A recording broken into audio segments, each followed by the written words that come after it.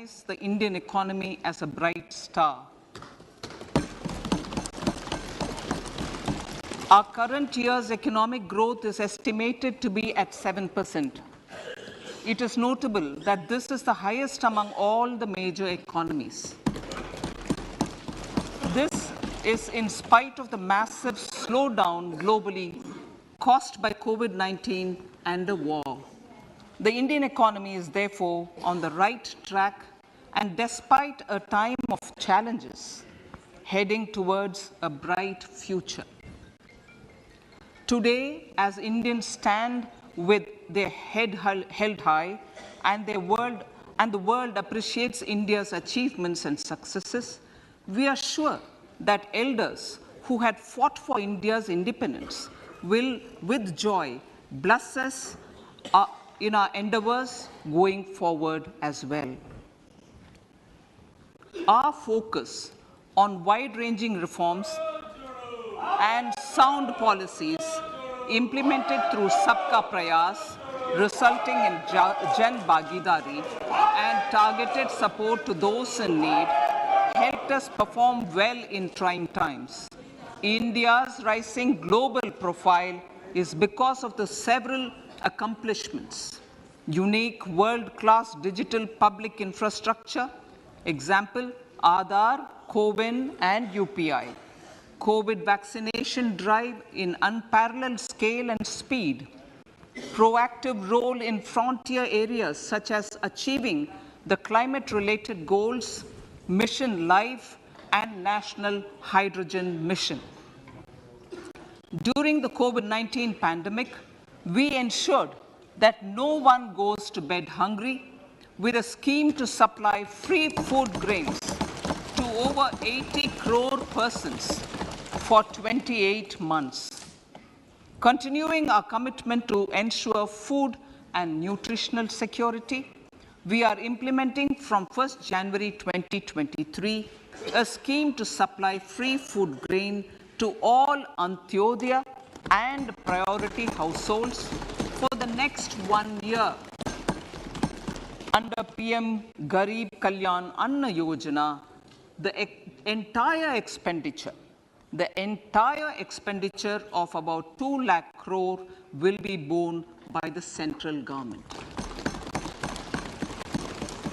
In these times of global challenges, the G20 presidency gives us a unique opportunity to strengthen India's role in the world economic order.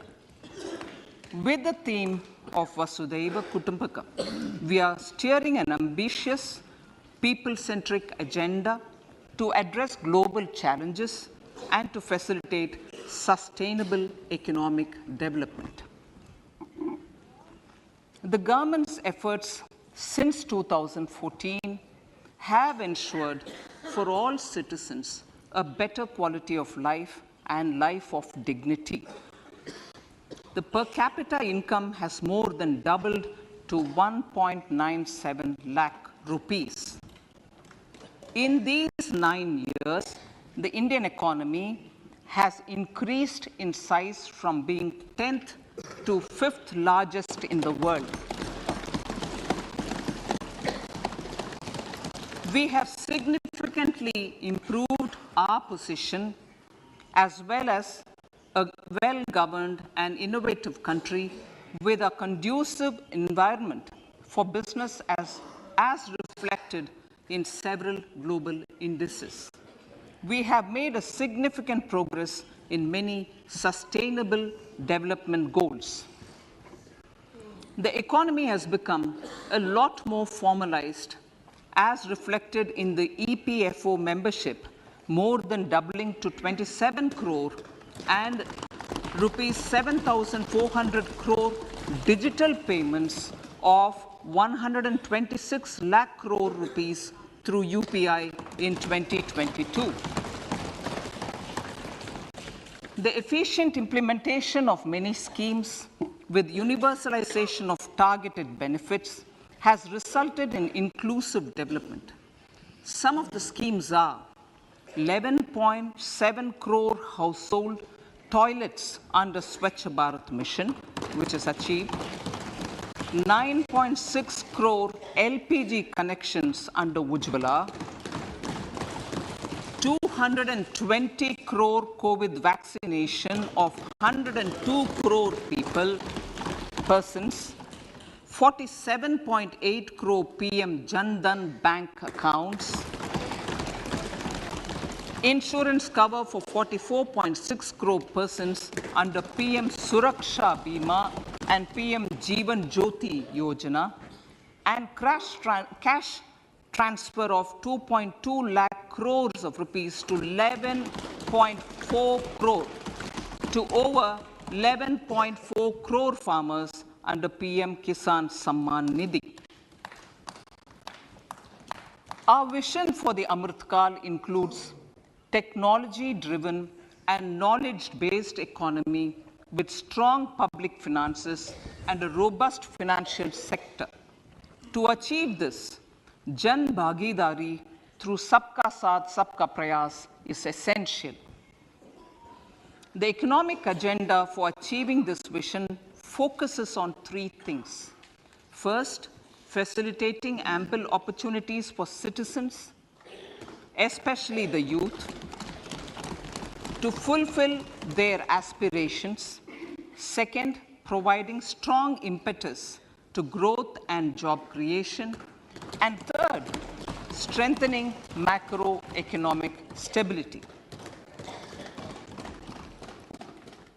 To service these focus areas in our journey to India at 100, we believe that the following four opportunities can be transformative during Amritkal. Economic empowerment of women. Deen Dayal Antyodaya Yojana National Rural Livelihood Mission has achieved remarkable success by mobilizing rural women into 81 lakh self-help groups. We will enable these groups to reach the next stage of economic empowerment through formation of large producer enterprises or collectives, with each having several thousand members and managed professionally. They will be helped with raw materials supply and for better design, quality, branding, and marketing of their products. Through supporting these policies, they will be enabled to scale up their operations to serve the large consumer markets, as has been the case with the several startups growing into unicorns. PM Vishwakarma Kaushal Samman, PM Vikas. For centuries, traditional artisans and craftspeople who work with their hands using tools have brought renown for India. They're generally referred to as Vishwakarma. The art and the handicraft created by them represents the true spirit of Atmanirbhar Bharat. For the first time, a package of assistance for them has been conceptualized. The new scheme will enable them to improve the quality, scale, and reach of their products, integrating them with the MSME value chain. The components of the scheme will include not only financial support, but also access to advanced skill training, knowledge of modern digital techniques, and efficient green technologies, brand promotion, linkage with local and global markets, digital payments, and social security. This will greatly benefit the scheduled castes, scheduled tribes, OBCs, women, and people belonging to the weaker sections. Tourism. The country offers immense attraction for domestic as well as foreign tourists. There is a large potential to be tapped in tourism. The sector holds huge opportunities for jobs and entrepreneurship for youth in particular. Promotion of tourism will be taken up on mission mode with active participation of states, convergence of government programs, and public-private partnerships. Green growth. We are implementing many programs for green fuel, green energy, green farming, green mobility, green buildings, and green equipment, and policies for efficient use of energy across various economic sectors. These green growth efforts help in reducing carbon intensity of the economy and provides for large-scale green job opportunities.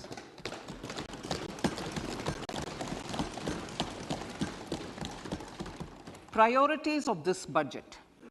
The budget adopts the following 7 priorities. They complement each other and act as the Saptarishi guiding us through the Amritkal. Inclusive development, reaching the last mile, infrastructure and investment, unleashing the potential, green growth, youth power, and financial sector. I now speak on the priority number 1, inclusive development. The government's philosophy of Sabka Saath, Sabka Vikas has facilitated inclusive development covering in specific farmers, women, youth, OBCs, scheduled castes, scheduled tribes, Divyangjan, and economically weaker sections, and overall priority for the underprivileged, Vanchiton ko Variyata. There has also been a sustained focus on Jammu Kashmir, Ladakh, and the Northeast. This budget builds on those efforts. Digital public infrastructure for agriculture. Digital public infrastructure for agriculture will be built as an open source, open standard, and interoperable public good. This will enable inclusive farmer-centric solutions through relevant information services for crop planning and health, improved access to farm inputs, credit and insurance, help for crop estimation, market intelligence, and support for growth of agri-tech industry and startups.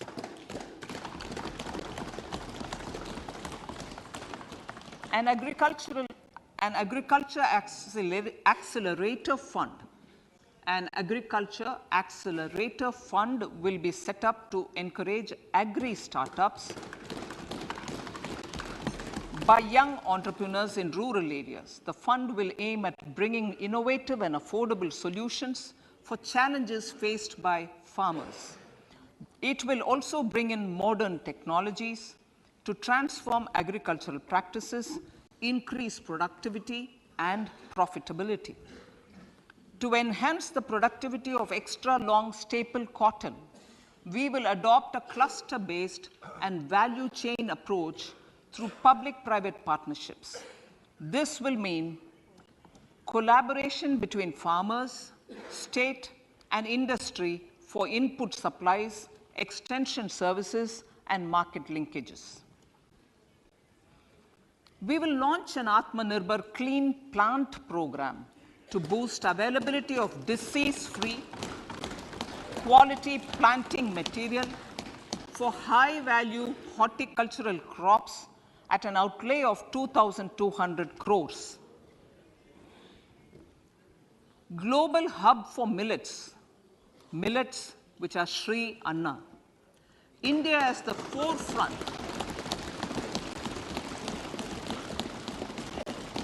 India is at the forefront of popularizing millets, whose consumption furthers nutrition, food security, and welfare of farmers, said the Honorable Prime Minister. We are the largest producer and second largest exporter of Sri Anna in the world. We grow several types of Sri Anna, such as Sri Anna Jowar, Sri Anna Ragi, Sri Anna Bajra, Sri Anna Kutu, Ramdana, Kangni, Kutni, Kutki, Kodo, China, and Sama. These have a number of health benefits and have been an integral part of our food for centuries. I acknowledge with pride the huge service done by small farmers in contributing to the health of fellow citizens by growing these Shri Anna. Now, to make India a global hub for Shri Anna, the Indian Institute of Millet Research, ideally Indian Institute of the Shri Anna Research, Hyderabad, will be supported as the center of excellence for sharing best practices, research, and technologies at the international level. The agricultural credit target will be increased to 20 lakh crores with focus on animal husbandry, dairy, and fisheries. We will launch a new sub-scheme of PM Matsya Sampada Yojana, which is an existing scheme, but we launch a new sub-scheme with targeted investment of 6,000 crores to further enable activities of fishermen, fish vendors, and micro and small entrepreneurs, improve value chain efficiencies, and expand the market.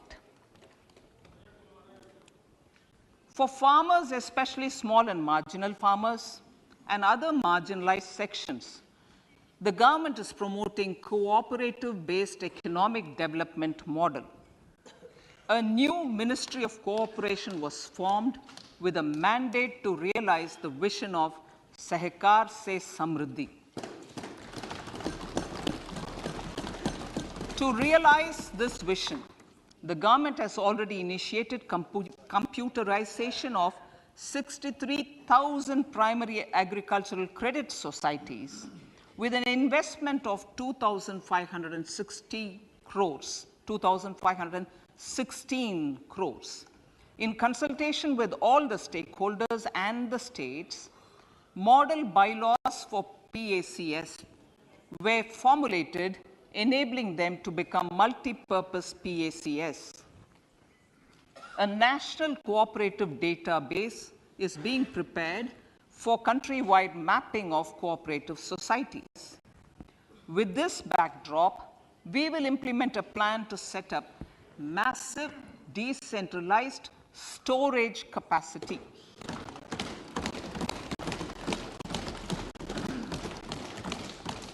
This will help farmers store their produce and realize remunerative prices through sale at appropriate times. The government will also facilitate setting up of a large number of multi-purpose cooperative societies, primary fisheries societies, and dairy cooperative societies in uncovered panchayat and villages in the next 5 years.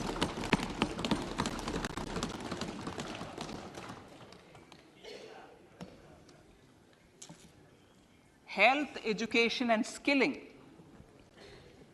157 new nursing colleges will be established in co-location with the existing 157 medical colleges established since 2014. A mission to eliminate sickle cell anemia by 2047 will be launched. It will entail awareness creation, universal screening of 7 crore people in the age group of 0 to 40 years in affected tribal areas, and counseling through collaborative efforts of central ministries and state governments. Facilities in select ICMR labs, Indian Council for Medical Research Labs, will be made available for research by public and private medical college faculty and private sector R&D teams for encouraging collaborative research and innovation. A new program to promote research and innovation in pharmaceuticals will be taken up through centers of excellence. We shall also encourage industry to invest in research and development in specific priority areas.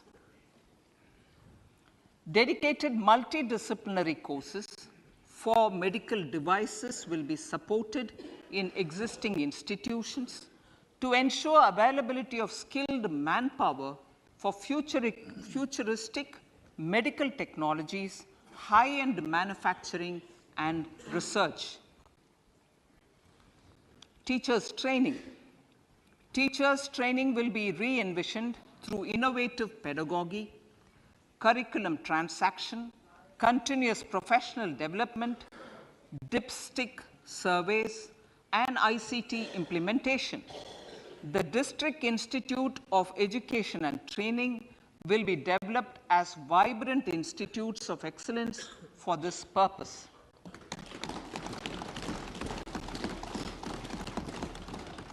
National Digital Library for Children and Adolescents.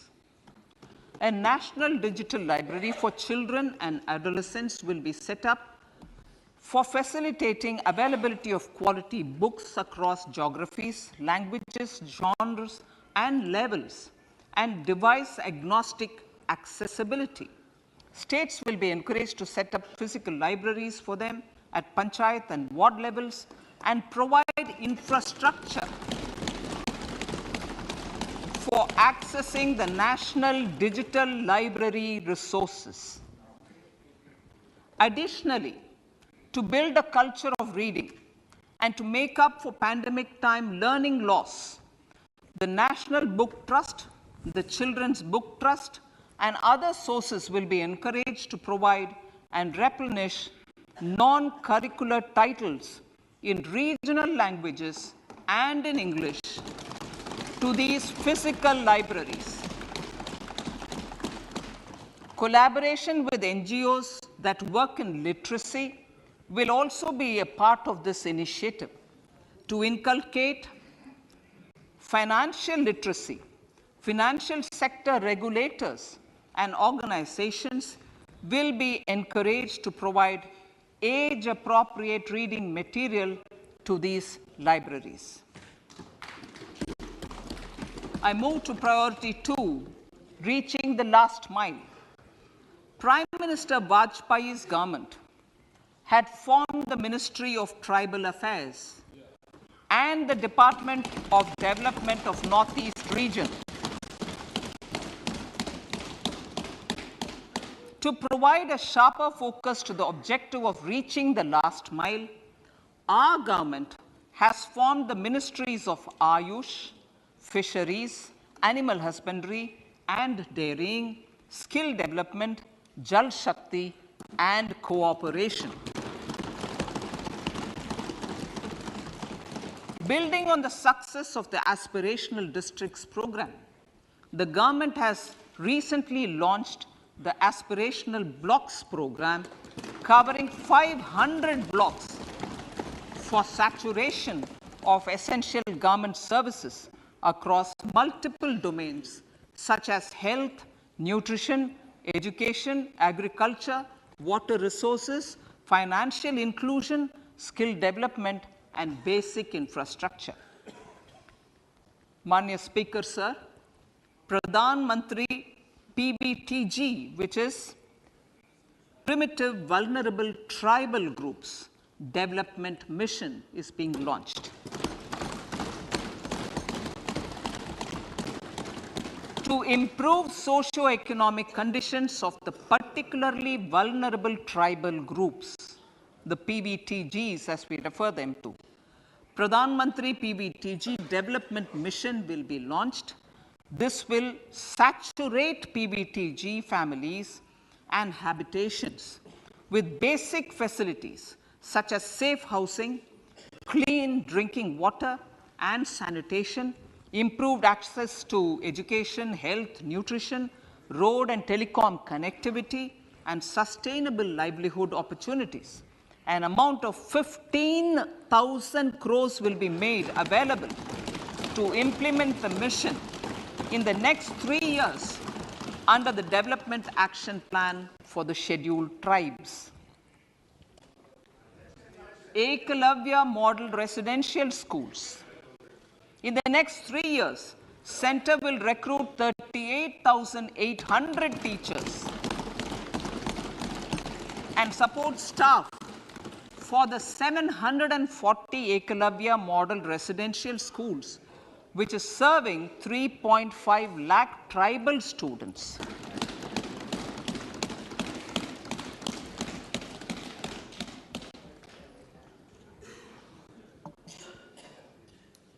In the drought-prone central regions of Karnataka, central assistance of 5,300 crore will be given to Upper Bhadra project to provide sustainable micro irrigation and filling up of surface tanks for drinking water. PM Awas Yojana. The outlay for PM Awas Yojana is being enhanced by 66% to over 79,000 crores.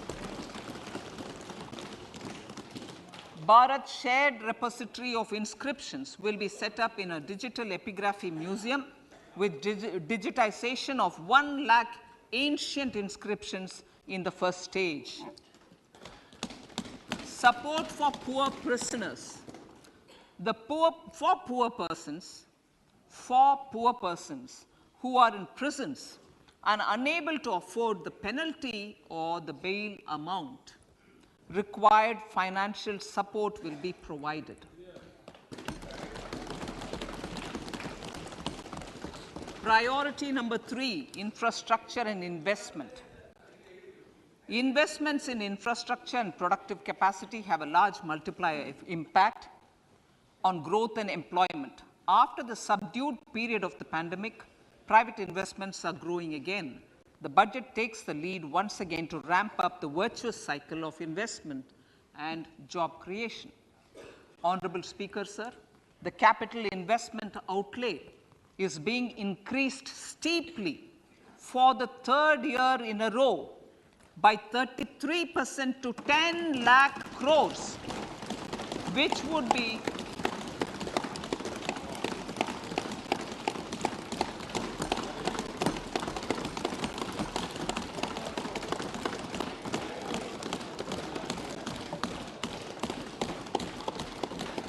which would be 3.3% of GDP. This will almost be 3 times the outlay made in 2019-20.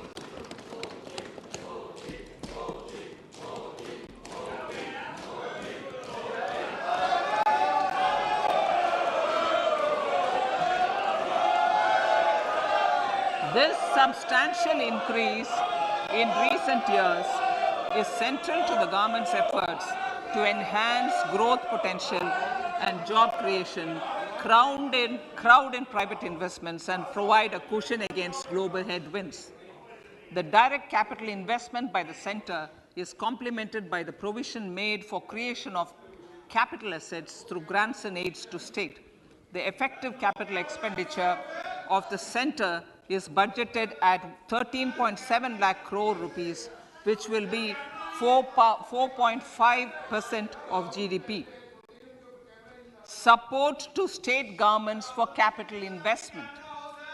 I have decided to continue the 50-year interest-free loan to state governments for 1 more year to spur investment in infrastructure and to incentivize them for complementary policies actions with a significantly enhanced outlay of 1.3 lakh crores.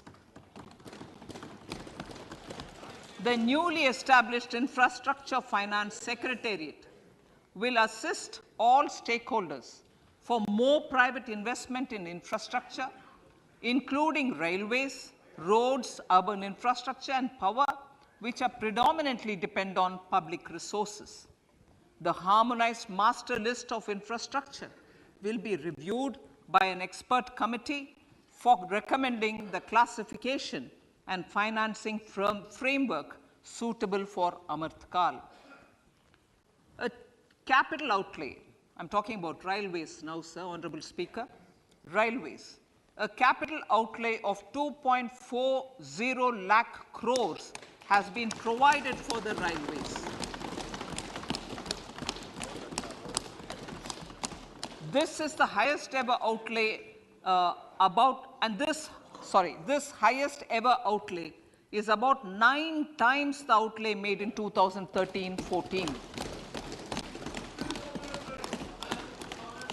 100 critical transport infrastructure projects for last and first mile connectivity for ports, coal, steel, fertilizer and food grain sectors have been identified.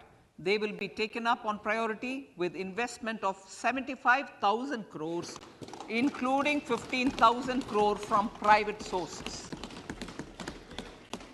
50 additional airports, heliports, water aerodromes, and advanced landing grounds will be revived for improving regional air connectivity.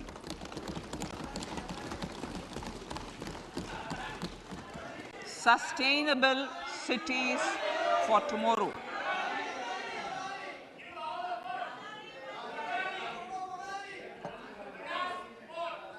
States and cities will be encouraged to undertake urban planning reforms and actions to transform our cities into sustainable cities of tomorrow.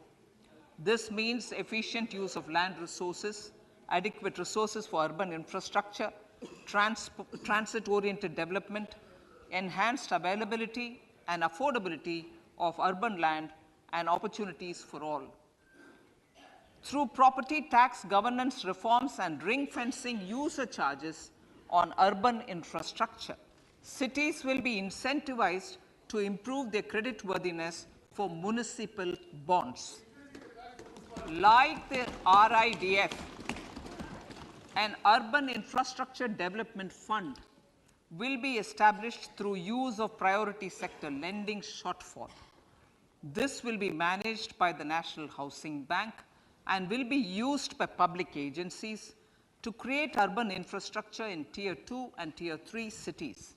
States will be encouraged to leverage resources from the grants of the 15th Finance Commission as well as existing schemes to adopt appropriate user charges while accessing the UIDF.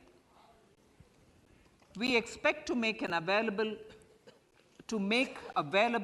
10,000 crore rupees per annum for this purpose. All cities and towns will be enabled for 100% mechanical desludging of septic tanks and sewers to transition from manhole to machine hole mode.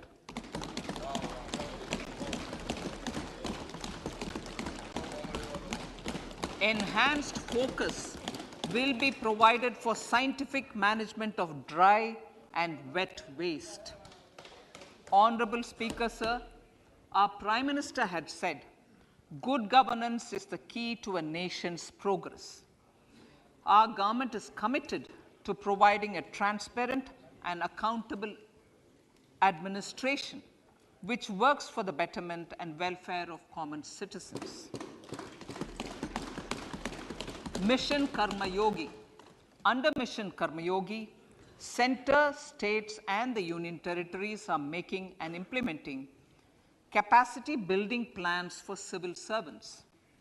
The government has also launched an integrated online training platform, I Got Karma Yogi, to provide continuous learning opportunities for lakhs of government employees to upgrade their skills and facilitate people-centric approach.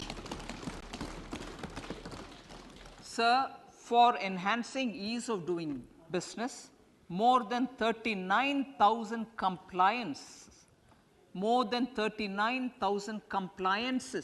have been reduced and more than 3,400 legal provisions have been decriminalized.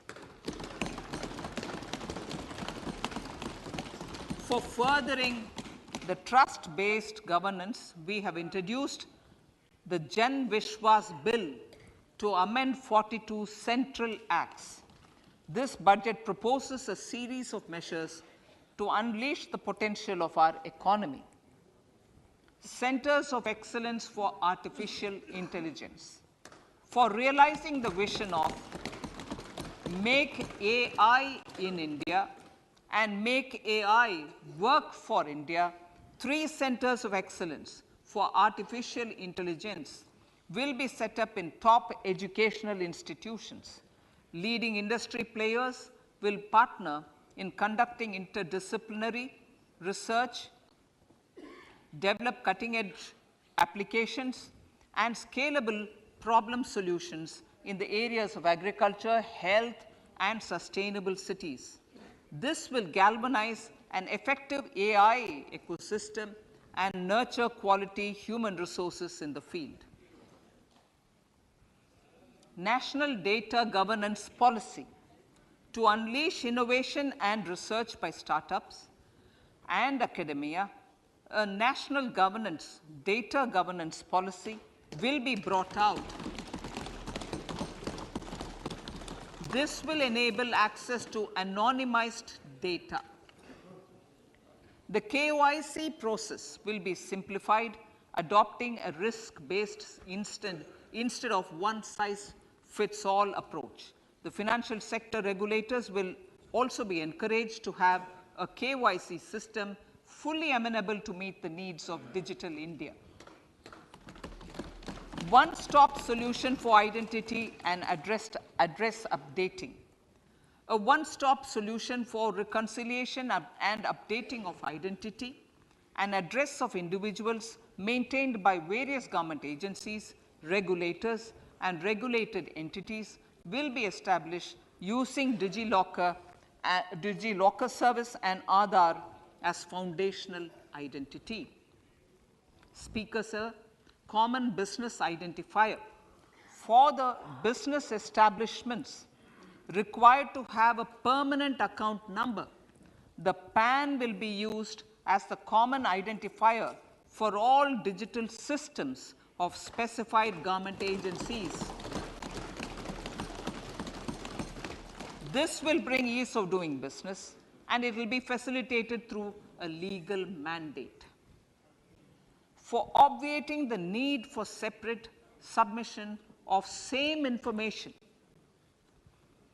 to different government agencies, a system of unified filing process will be set up.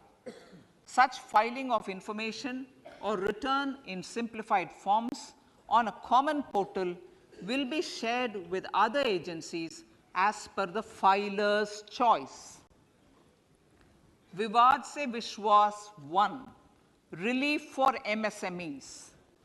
In cases of failure by MSMEs to execute contracts during the COVID period, 95% of the forfeited amount relating to the bid or performance security will be returned to them by government and government undertakings.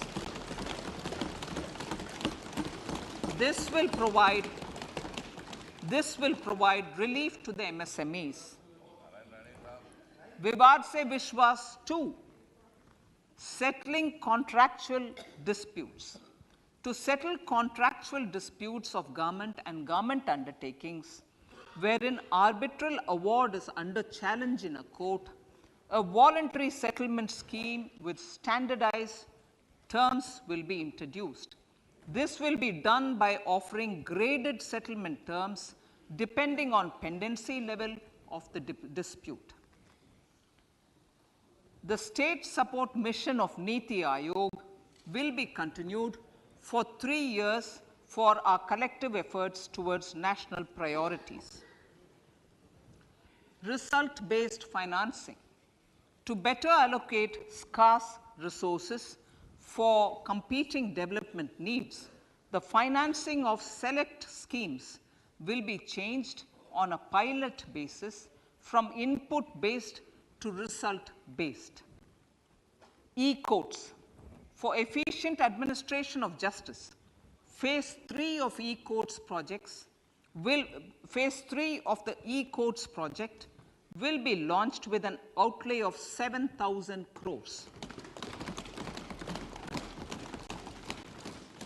Fintech services in India have been facilitated by our digital public infrastructure, including Aadhaar, PM Jan Dhan Yojana, video, KYC, India Stack, and UPI.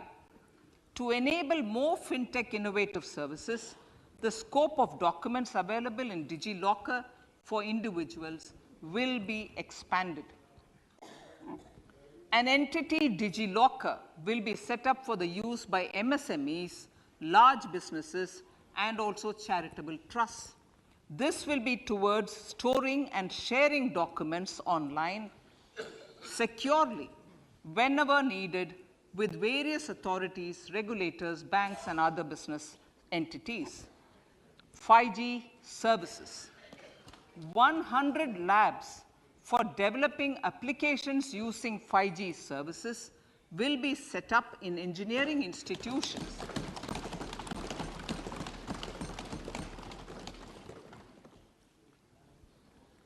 To realize a new range of opportunities, business models, and employment potential.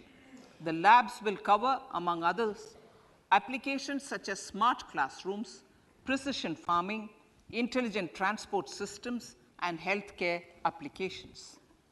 Lab-grown diamonds. Lab-grown diamonds is a technology and innovation-driven emerging sector with high employment potential. These environment-friendly diamonds, which have optically and chemically the same properties as natural diamonds. To encourage indigenous production of LGD, lab-grown diamond seeds and machines, and to reduce import dependency, a research and development grant will be provided to one of the IITs for 5 years. To reduce the cost of production, a proposal to review the custom duty on LGD seeds will be indicated in Part B of the speech. I come to the fifth priority, Honorable Speaker, sir, green growth. Honorable Prime Minister has given a vision for life or lifestyle for environment to spur a movement of environmentally conscious lifestyle. India is moving forward firmly for the Panchamrit, the net zero carbon emission by 2070 to usher in green industrial and economic transition. This budget builds on our focus on green growth. The recently launched National Green Hydrogen Mission, with an outlay of 19,700 crores, will facilitate transition of the economy to low carbon intensity, reduce dependence on fossil fuel imports, and make the country assume technology and market leadership in this sunrise sector. Our target is to reach an annual production of 5 MMT by 2030. Energy transition. This budget provides for 35,000 crores for priority capital investment towards energy transition and net zero objectives and energy security by Ministry of Petroleum and Natural Gas. To steer the economy on sustainable development path, battery energy storage systems with capacity of 4,000 MWH will be supported with viability gap funding. A detailed framework for pumped storage projects will also be formulated. Renewable energy evacuation. The interstate transmission system for evacuation and grid integration of 13 gigawatt renewable energy from Ladakh will be constructed with investment of 20,700 crore, including central support of 8,300 crores. Green credit program. For encouraging behavioral change, a green credit program will be notified under the Environment Protection Act. This will incentivize environmentally sustainable and responsive actions by companies, individuals, and local bodies. and help mobilize additional resources for such activities. PM Program for Restoration, Awareness, Nourishment and Amelioration of Mother Earth, PM Pranam, will be launched to incentivize states and union territories to promote alternative fertilizers and balanced use of chemical fertilizers.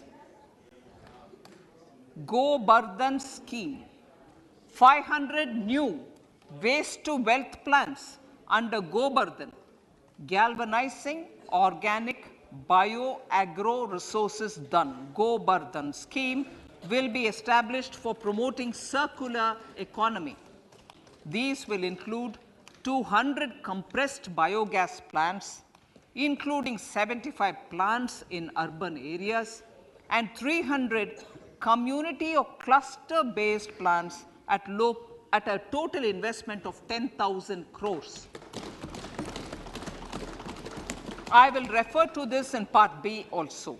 In due course, a 5% CBG mandate will be introduced for all organizations marketing natural and biogas.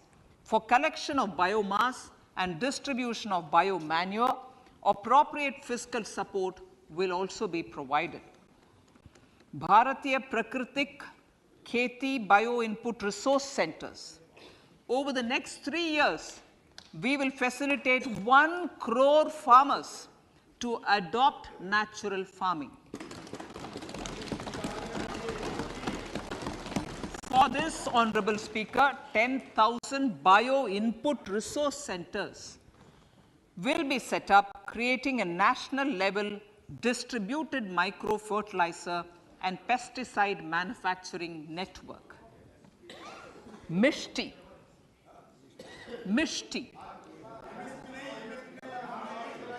Building on India's success in afforestation, mangrove initiative for shoreline habitats and tangible incomes, Mishti, will be taken up for mangrove plantation along the coastline and on salt pan lands wherever feasible through convergence between Manrega, Campa Fund and other sources. Amrit Dharohar.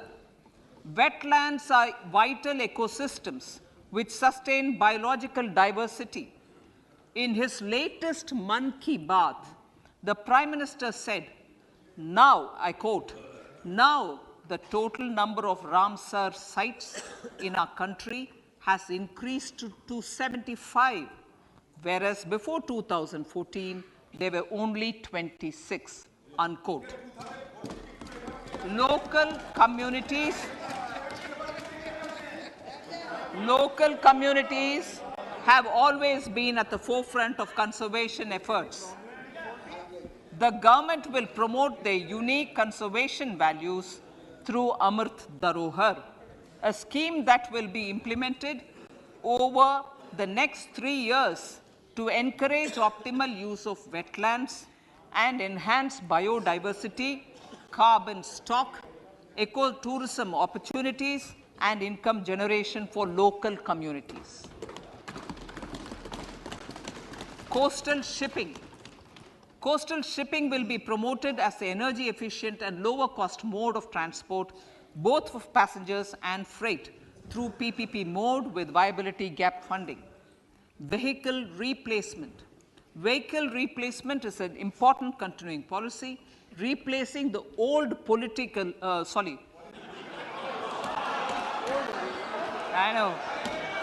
replacing, absolutely, thank you. Replacing old polluting vehicles may be applicable, right? Replacing old polluting vehicles is an important part of greening our economy.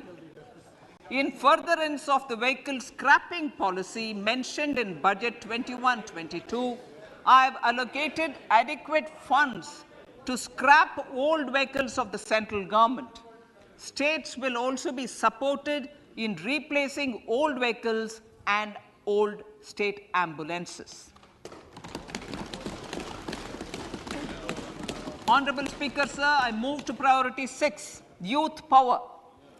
To empower our youth and help the Amrit PD realize their dreams, we have formulated the National Education Policy, which is very wide in its scope, but one of the things is also to focus on skilling, adopted economic policies that facilitate job creation at scale and have supported business opportunities. Pradhan Mantri Kaushal Vikas Yojana. Pradhan Mantri Kaushal Vikas Yojana 4.0 will be launched to skill lakhs of youth within the next 3 years.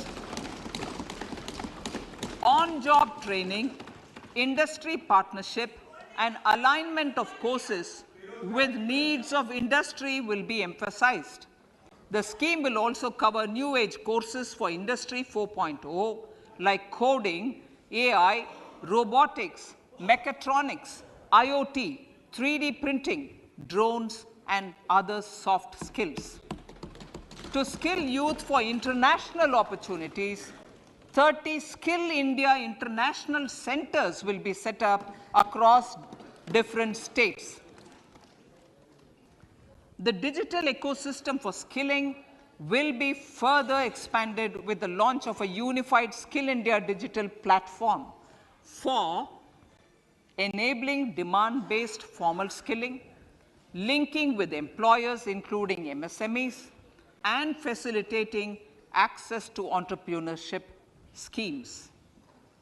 To provide stipend support to 47 lakh youths in 3 years, direct benefit transfer under a pan-India national apprenticeship promotion scheme will be rolled out. Tourism. Honorable Speaker, sir, with an integrated and innovative approach, at least 50 destinations will be selected through challenge mode. In addition to aspects such as physical connectivity, virtual connectivity, tourist guides, high standards for food streets, and tourist security, all the relevant aspects would be made available on an app to enhance tourist experience. Every destination would be developed as a complete package. The focus of development of tourism would be on domestic as well as foreign tourists.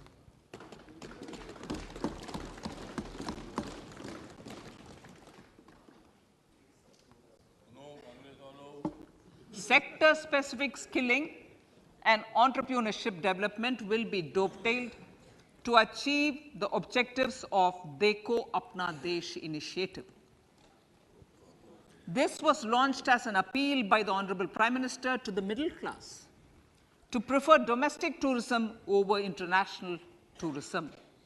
The integrated development of theme-based tourist circuits, the Swadesh Darshan scheme, was also launched. Under the Vibrant Villages program, tourism infrastructure and amenities will be facilitated in border villages. Unity Mall. States will be encouraged to set up a Unity Mall in their state capital or most prominent tourism center or the financial capital for promotion and sale of their one district, one product and GI products and other handicraft products, and for providing space for such products of all other states as well. Sir, priority number 7, financial sector. Our reforms in the financial sector and innovative use of technology have led to financial inclusion at scale, better and faster service delivery, ease of access to credit, and participation in financial markets. This budget proposes to further these measures. Credit guarantee for MSMEs. Last year, I proposed revamping of the credit guarantee scheme for the MSMEs. I am happy to announce that the revamped scheme will take effect from 1st April 2023 through infusion of 9,000 crores in the corpus.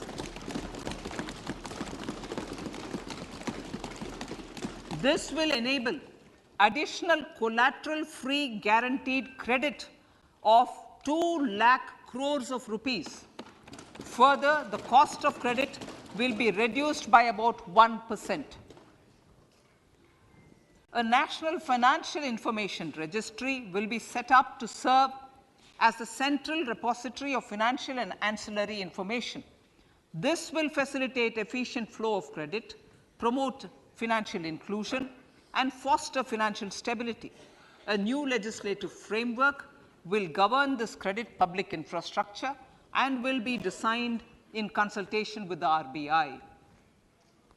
To meet the needs of Amritkal and to facilitate optimum regulation in the financial sector, public consultation, as necessary and feasible, will be brought to the process of regulation making and issuing subsidiary directions.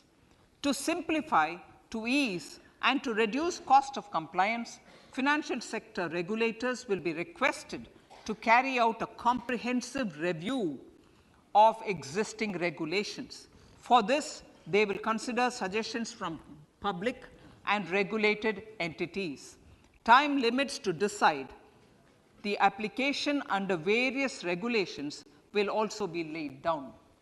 Honorable Speaker, sir, to enhance business activities in GIFT IFSC, the following measures will be taken. Delegating powers under the SEZ Act to the IFSCA to avoid dual regulation.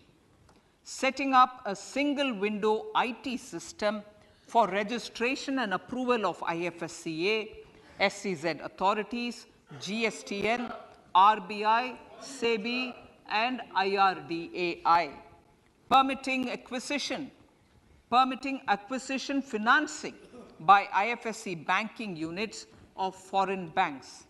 Establishing a subsidiary of Exim Bank for trade refinancing. Amending IFSCA Act for statutory provisions for arbitration, ancillary services, and avoiding dual regulation under the SEZ Act, and recognizing offshore derivative instruments as valid contracts. Honorable Speaker, sir, data embassy. For countries looking for digital continuity solutions, we will facilitate setting up of their data embassies in GIFT IFSC.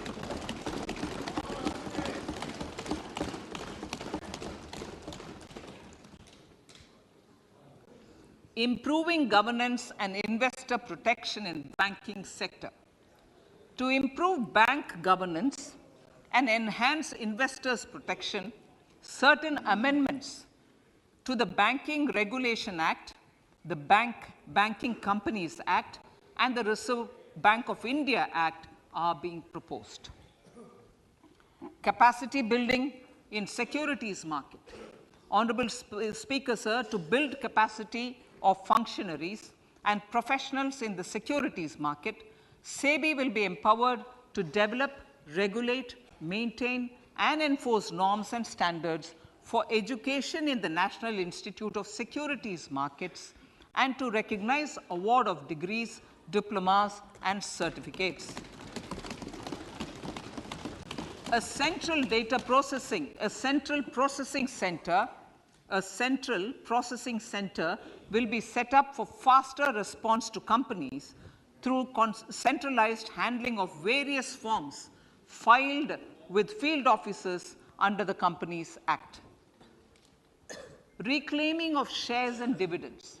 For investors to reclaim unclaimed shares and unpaid dividends from the Investor Education and Protection Fund Authority with ease, from the Investor Education and Protection Fund Authority with ease, an integrated IT portal will be established. Digital payments continue to find wide acceptance. In 2022, they show an increase of 76% in transactions. and 91% in value. Fiscal support for this digital public infrastructure will continue in 2023-2024. आज़ादी का अमृत महोत्सव, महिला सम्मान बचत पत्र. For commemorating Azadi Ka Amrit Mahotsav, a one-time new small savings scheme, Mahila Samman Savings Patra or Savings Certificate, Mahila Samman Savings Certificate will be made available for a 2-year period up to March 2025. This will offer deposit facility up to 2 lakh in the name of a woman or girls for a tenure of 2 years at fixed interest rate of 7.5% with partial withdrawal option. Senior citizens. The maximum deposit limit for senior citizens savings scheme will be enhanced from 15 lakh to 30 lakhs of rupees. The maximum deposit limit for monthly income account scheme will be enhanced from 4.5 lakh to 9 lakh for single account and from 9 lakh to 15 lakh for joint account. Honorable Speaker, sir, fiscal management. 50 years interest-free loan to states. The entire 50-year loan to states has to be spent on capital expenditure within 2023-24. Most of this will be at the discretion of the states, but a part will be conditional on states increasing their actual capital expenditure.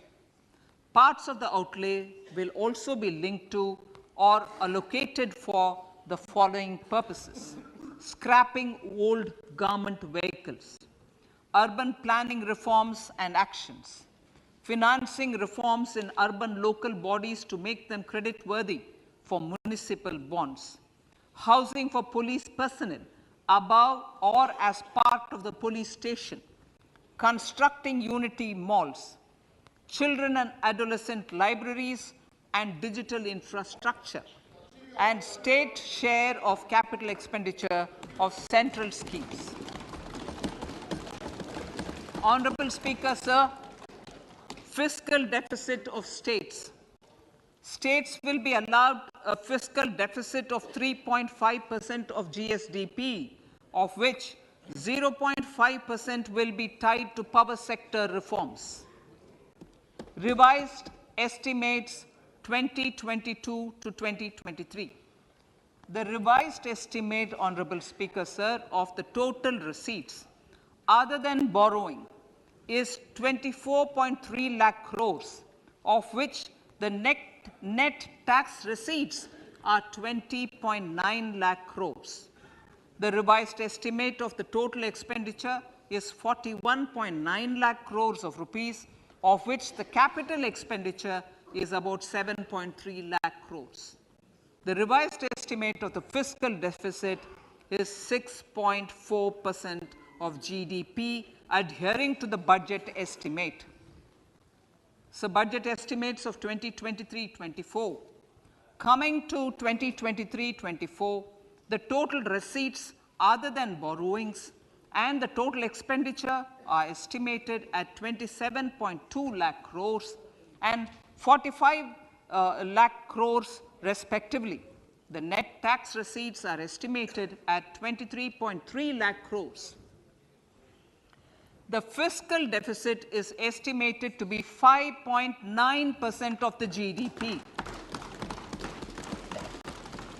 In my budget speech for 21-22, I had announced that we plan to continue the path of fiscal consolidation, reaching a fiscal deficit of below 4.5% by 2025-26, with a fairly steady decline over the period. We have adhered to this path, and I reiterate my intention to bring the fiscal deficit below 4.5% of GDP by 2025-26. To finance the fiscal deficit in 2023-24, the net market borrowings from dated securities are estimated at 11.8 lakh crores. The balance financing is expected to come from small savings and other sources. The gross market borrowings are estimated at 15.43 lakh crores of rupees. Honorable Speaker, sir, I now move to Part B.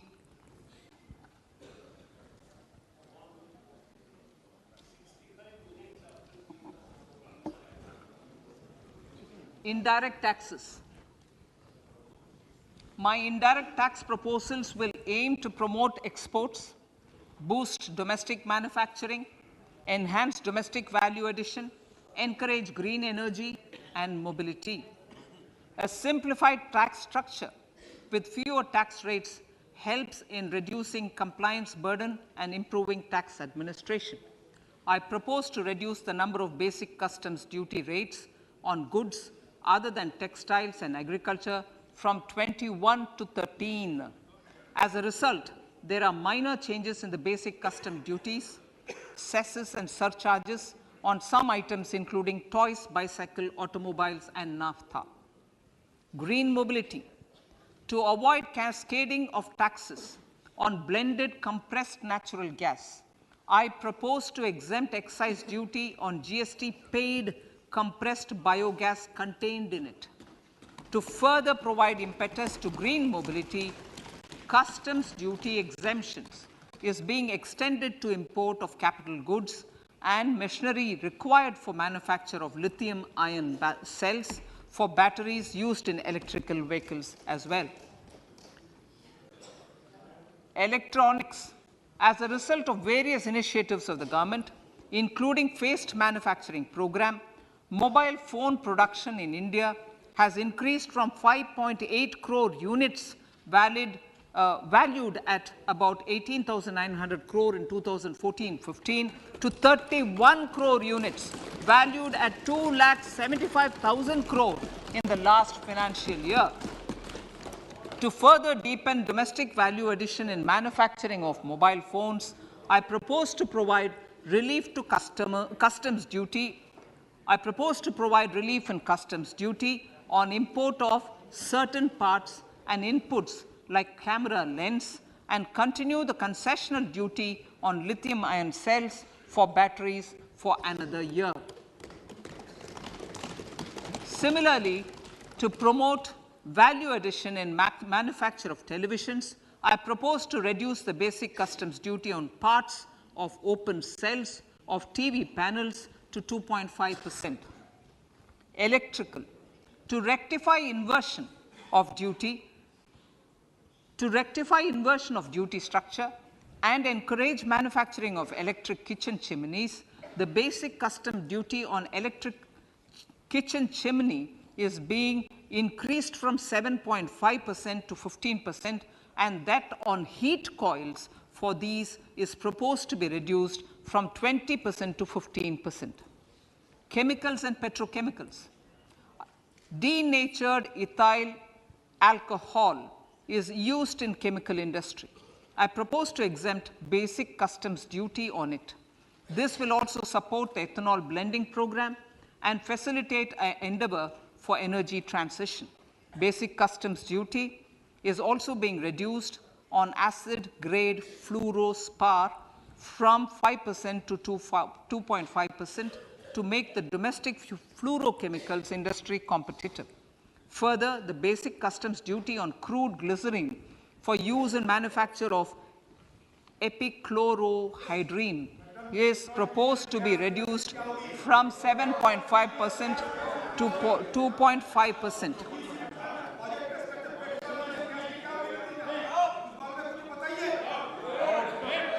Marine products.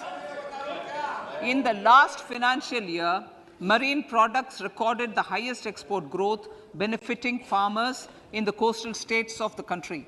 To further enhance the export competitiveness of marine products, particularly shrimps, duty is being reduced on key inputs for domestic manufacture of shrimp feed.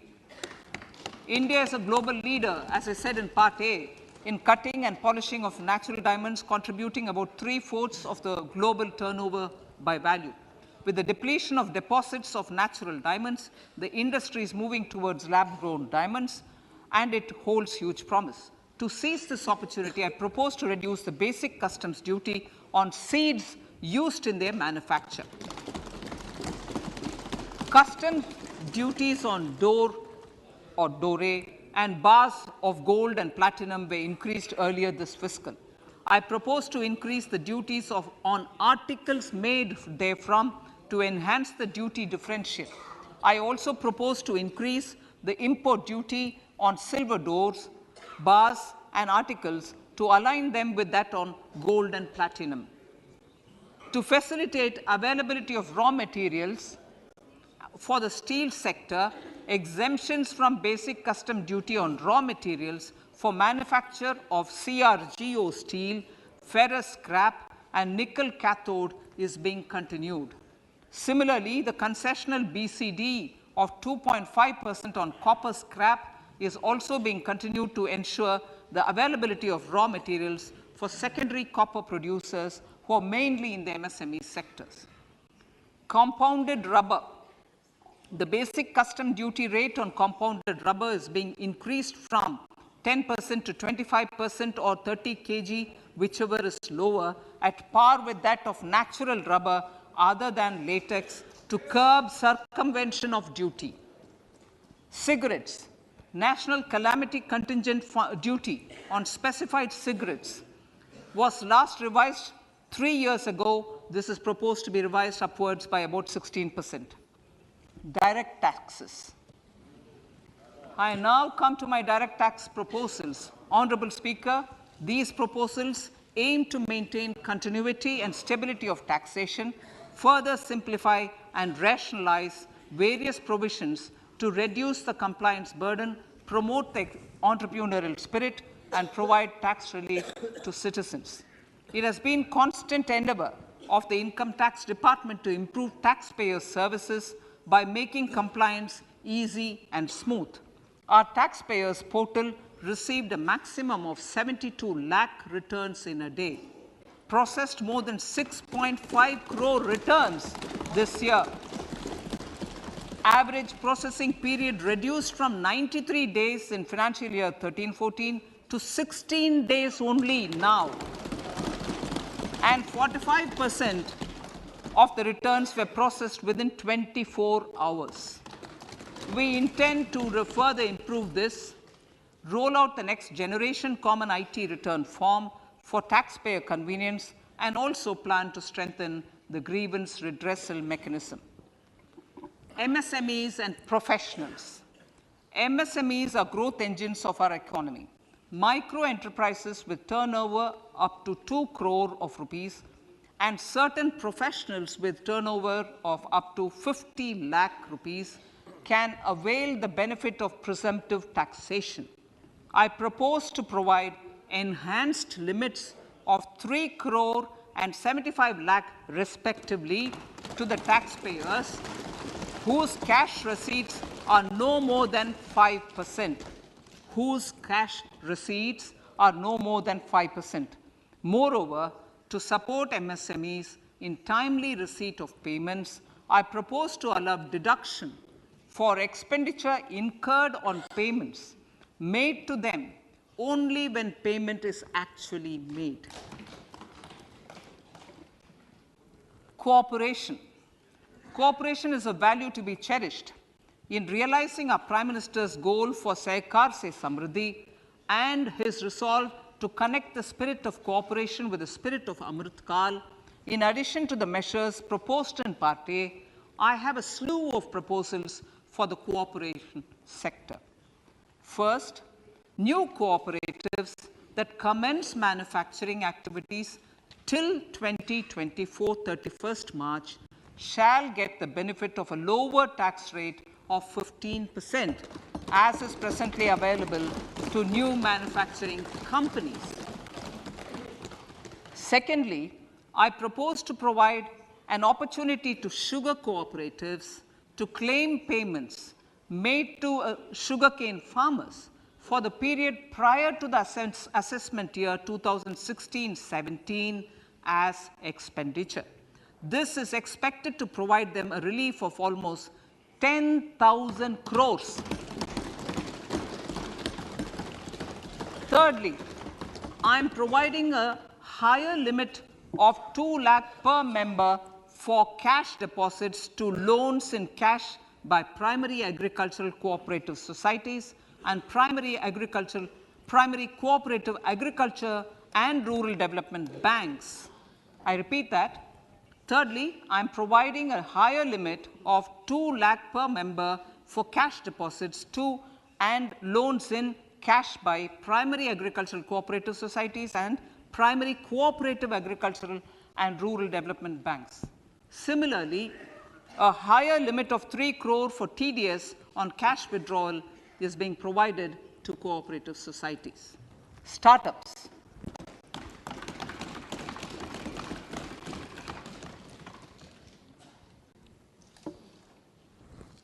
Entrepreneurship is vital for a country's economic development.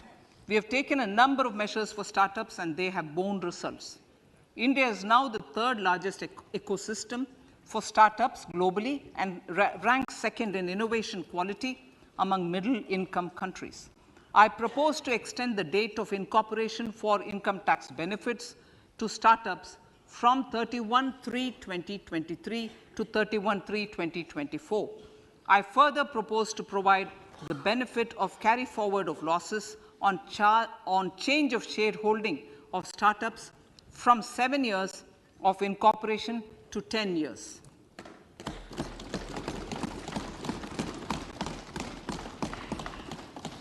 To reduce the pendency of appeals at commissioner level, I propose to deploy about 100 joint commissioners for disposal of small appeals. We shall also be more selective in taking up cases for scrutiny of returns already received this year. Better targeting of tax concessions. For better targeting of tax concessions and exemptions, I propose to cap deduction from capital gains on investment in residential house under Section 54 and Section 54F to 10 crores. Another proposal with similar intent is to limit income tax exemption from proceeds of insurance policies with very high value. Rationalization. Honorable Speaker, sir, there are a number of proposals relating to rationalization and simplification. Income of authorities, boards, and commissions set up by statutes of union or state for the purpose of housing, development of cities, towns, and villages, and regulating and developing an activity or matter is proposed to be exempted from income tax. Other major measures in this direction are removing the minimum threshold of 10,000 for TDS and clarifying taxability relating to online gaming, not treating conversion of gold into electronic gold receipts and vice versa as capital gains, reducing the TDS rate from 30% to 20% on taxable portion of EPF withdrawals in non-PAN cases, and taxation on income for market-linked debentures. Other major proposals in the finance bill relate to the following: extension of period of tax benefits to funds relocating to IFSC, GIFT City till 31/3/2025, decriminalization under Section 276A of the Income Tax Act, allowing carry forward of losses on strategic disinvestment, including that of IDBI Bank, and providing EEE status to Agnivir Fund. Personal income tax.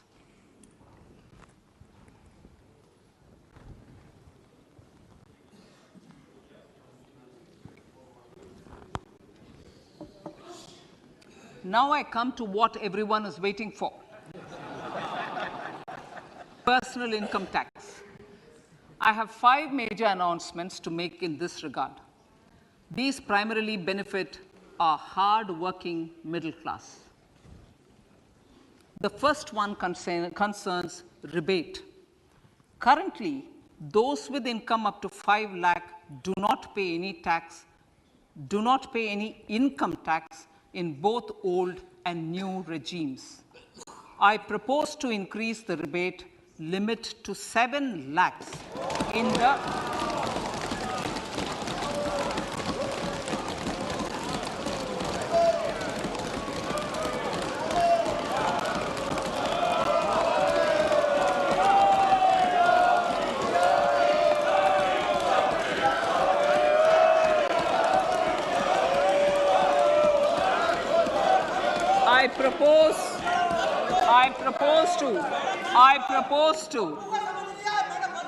I propose to increase the rebate limit to 7 lakh in the new tax regime. Thus, persons in the new tax regime with income up to 7 lakhs will not have to pay any tax at all. The second proposal relates to middle class individuals. I had introduced in the year 2020 the new personal income tax regime with 6 income slabs starting from 2.5 lakh. I propose to change the tax structure in this regime by reducing the number of slabs to 5 and increasing the tax exemption limit to 3 lakhs. The new tax rates are 0 to 3 lakh, nil. 3 to 6 lakhs, 5%. 6 to 9 lakhs, 10%. 9 to 12 lakh, 15%. 12 to 15 lakhs, 20%. And above 15 lakhs, 30%. This will provide major relief to all taxpayers in the new regime. An individual with an annual income of 9 lakhs will be required to pay only 45,000 rupees. This is only 5% of his or her income. It is a reduction of 25% on what he or she is required to pay now. That is 60,000. So in the place of 60,000, it is now only 45,000. Similarly, an individual with an income of 15 lakh rupees would be required to pay only 1.5 lakh or 10% of his income or her income, a reduction of 20% from the existing liability of 1,87,500 rupees. My third proposal is for the salaried class and the pensioners, including family pensioners, for whom I propose to extend the benefit of standard deduction to the new tax regime. Each salaried person with an income of 15.5 lakh rupees or more will thus stand to benefit by 52,500 rupees. My fourth announcement in personal income tax is regarding the highest tax rate, which in our country is 42.74%. This is among the highest in the world. I propose to reduce the highest surcharge rate from 37% to 25% in the new tax regime.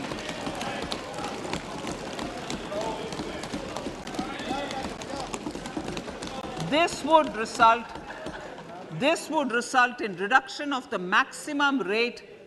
This would result in the reduction of the maximum tax rate to 39%. Lastly, the limit of 3 lakh rupees for tax exemption on leave encashment on retirement of non-government salaried employees was last fixed in the year 2002, when the highest basic pay in the government was only 30,000 rupees per month. In line with the increase in the government salaries, I am proposing to increase this limit to 25 lakh rupees.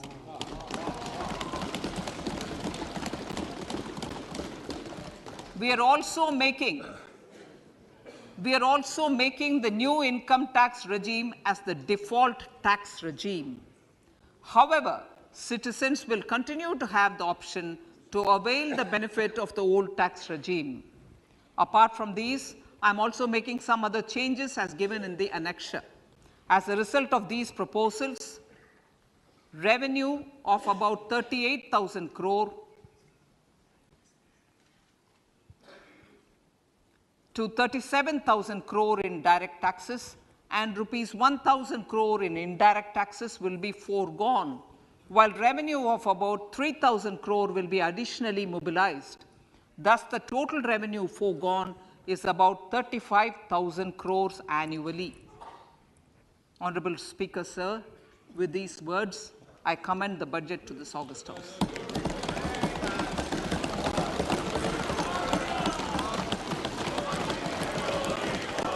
One hour, 25 minutes. Item number 1, माननीय item number 2, Shrimati Nirmala Sitharaman ji. Sir, with your permission, I lay on the table of the following statements. Under Section 3(1) of the Fiscal Responsibility Budget Management Act 2003, 1. Medium-term fiscal policy cum fiscal policy strategy statement and macroeconomic framework statement.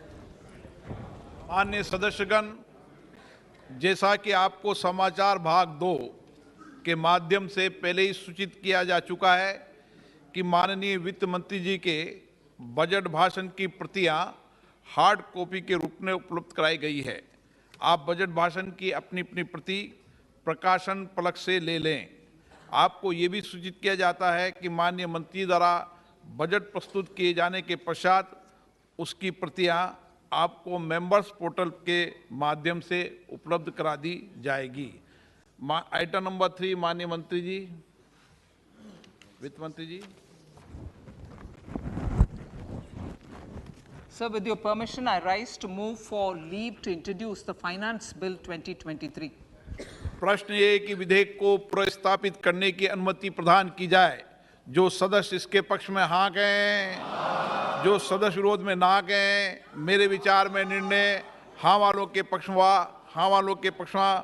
माननीय मंत्री जी विधेयक को प्रस्तावित करें. Sir, I introduce the bill. सभा की कार्रवाई कल गुरुवार दिनांक 2 फरवरी 2023 को प्राप्त 11 बजे तक के लिए स्थगित की जाती है.